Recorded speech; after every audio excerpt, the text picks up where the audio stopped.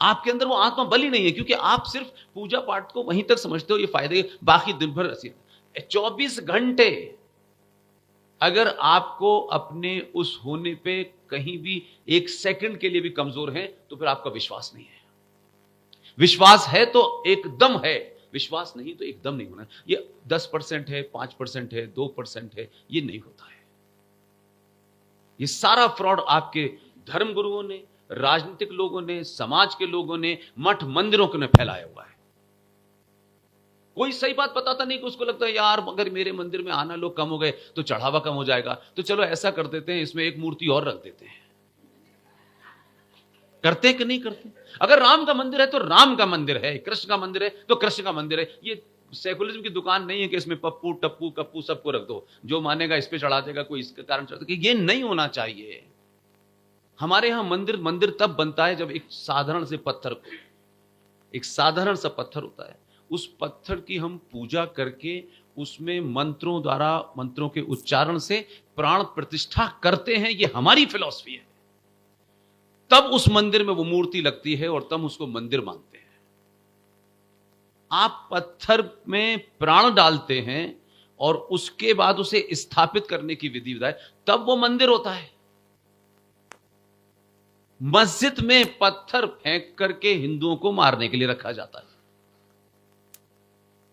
मस्जिद इस्लाम के अंदर पवित्र स्थल नहीं है।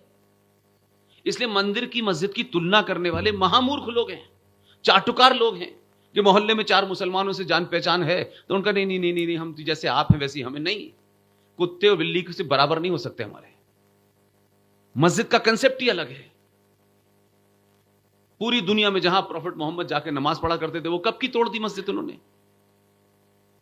इसलिए इस्लाम में मस्जिद कोई पवित्र स्थल नहीं है, जो हमारे सनातन के अंदर मंदिर पवित्र स्थल है।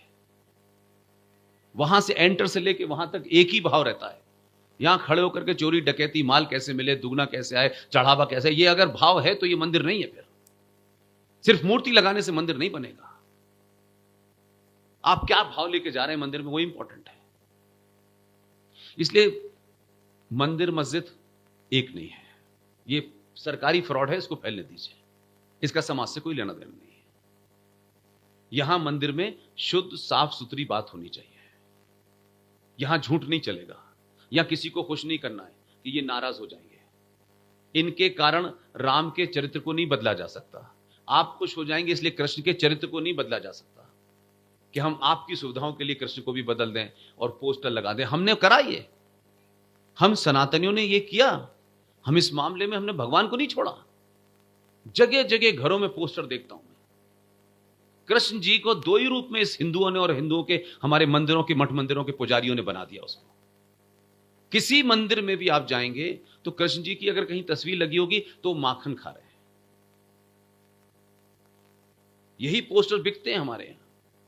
कहीं देखेंगे पोस्टर राम को, कृष्ण का, तो वो गोपियों के कपड़े लेके पेड़ पे बैठे हुए हैं और उन्हीं 2 चित्र बच्चों को दिख रहे हैं। माखन चोर, पहले तो उसे चोर बना दिया अपने आप ही, और दूसरा वो गोपियों के कपड़े लेके ऊपर बैठा, बेचारी गोपियां ऐसे खड़ी हुई। क्या मैसेज है इसका? कृष्ण कब से इससे जाने लगे। इसलिए कृष्ण बांसुरी बजा रहे हैं, ये मंदिरों में रखा अच्छा लगता है। लेकिन बांसुरी बजाने के बाद जब बांसुरी की आवश्यकता नहीं रही तो उसी कृष्ण ने सुदर्शन चक्र उठाया, उसकी मूर्ति क्यों नहीं लगाते? तो वो बच्चा पूछे ना कि मैं जिस कृष्ण को पहचानना चाहता हूं उस कृष्ण ने एक आदर्श का भी इस्तेमाल किया, लेकिन जब जरूरत पड़ी तो उसने अपनी बांसुरी रख दी। जब जरूरत पड़ी तो एक अर्जुन महाभारत के मैदान में जब अपनी कायरता की पराकाष्ठा पे था, क्लाइमेक्स पे था, और वो लड़ना नहीं चाहता था, सवाल उसने करा कि मेरे पिता भी उधर हैं, मेरे गुरु भी उधर हैं, तब भी उस कृष्ण ने, जिस कृष्ण को आप माखन दिखाता, उन्हीं उस चरित्र को देखो और एक महाभारत में खड़े होकर के अर्जुन को वो जो उपदेश दे रहे हैं, दोनों में जमीन आसमान का फर्क है। और उसी कृष्ण ने लगातार अर्जुन के हर बात का जवाब दिया, ऐसा वैसा। आखिर में उसने क्या कहा? ये धर्म युद्ध है। एक तरफ धर्म है और दूसरी तरफ अधर्म है। अगर तेरे अपने भी उस तरफ हैं, अधर्मियों के साथ भी हैं, तो तेरा धर्म कहता है कि धनुष बाण उठा और सबका नाश कर, यही तेरा कर्म है।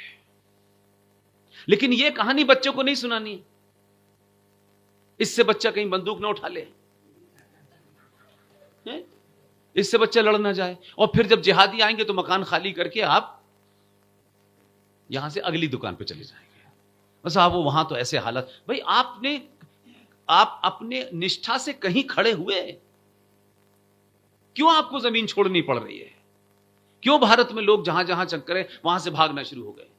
क्यों किसी नेता ने और किसी धर्म कर्म कांड करने वाले ने, जो नेताओं के पास भी रात में जाता है, किसी ने क्यों नहीं बताया कि इस 70 साल में भारत के 29 राज्यों में से 9 राज्यों में हिंदू नहीं है।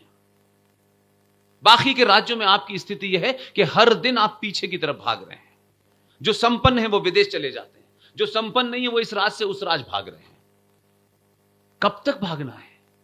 इस भागने का कहीं अंत होगा कि नहीं होगा, कि एक दिन भागते भागते हिंद महासागर के सामने कहोगे कि अब यहीं कूद जाना है हमको? समझ ही नहीं आ रहा है किसी की।